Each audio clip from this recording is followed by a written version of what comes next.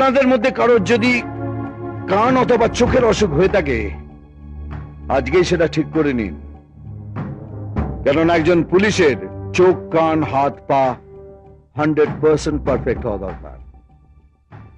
কান দিয়ে শুনবে, চোখ দিয়ে দেখবে, আর হাত দিয়ে বাঁকা মাল সোজা করবে। আমি এই এলাকার সব বাবা, কাকা, দাদাদের কাল সকাল 9টার আগে আমার সামনে দেখতে চাই। Yes sir.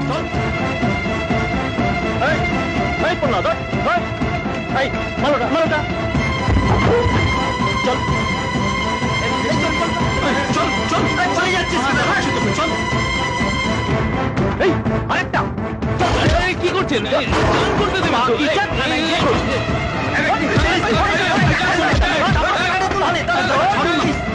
তাহলে ডেলি পয়সা দিয়েছিল, যদি এটাই হয়